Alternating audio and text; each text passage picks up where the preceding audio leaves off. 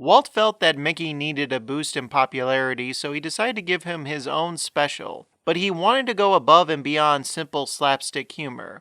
He wanted fantasy mixed with classical music. He decided on Paul Ducasse's The Sorcerer Apprentice.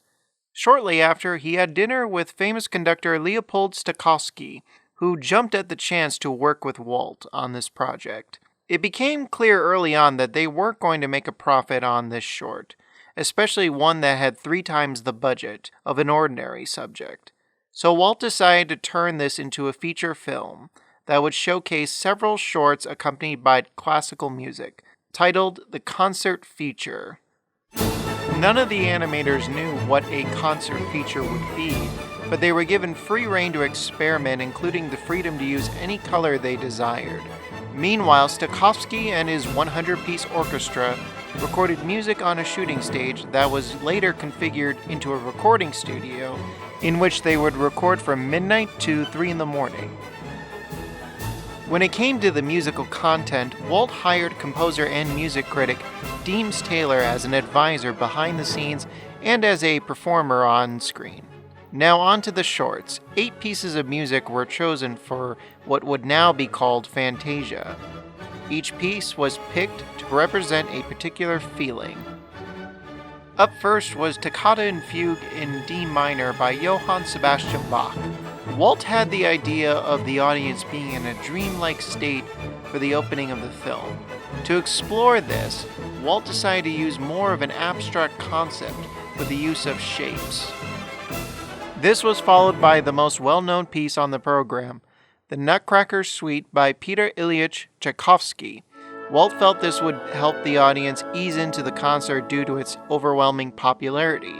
To avoid what others had done in the past, he scrapped the actual Nutcracker story and opted to have nature itself as several characters in that short. Back to the origin of this film, The Sorcerer's Apprentice as a story did not change, but Mickey's appearance did.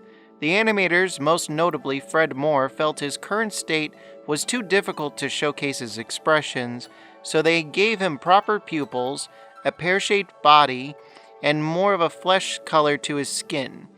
Despite Mickey being based on Walt, Yen Sid the Unnamed Sorcerer was more of what the animators thought was closer to Walt's character. Moving on to the most controversial piece, with Igor Stravinsky's Rite of Passage. Walt wanted to tell the origin of life that happened 6 million years ago. Needless to say, there was a fear that this would create riots due to the topic of evolution. One reason Walt wanted to explore this controversial topic was to give the animators a challenge and to add realism to their drawings instead of the cartoonish flair that they had grown accustomed to over the years. One thing that helped the scene was the special effects that were created in the process lab. For example, to create the volcanic smoke, the crew took a paint can and dumped it in water, took a picture and then flipped the image upside down, so then the animators could enhance it. Just like Snow White though, Walt was willing to spend any amount of money for quality, but he had to be careful since this film was considered a gamble. That is all for today. Tune in next time for part 2 where we learn more about the work behind the scenes and the release of the movie. During the last few years, we've ventured into a lot of different fields, and we've had the opportunity to meet and work with a lot of wonderful people. I only hope that we never lose sight of one thing, that it was all started by a mouse.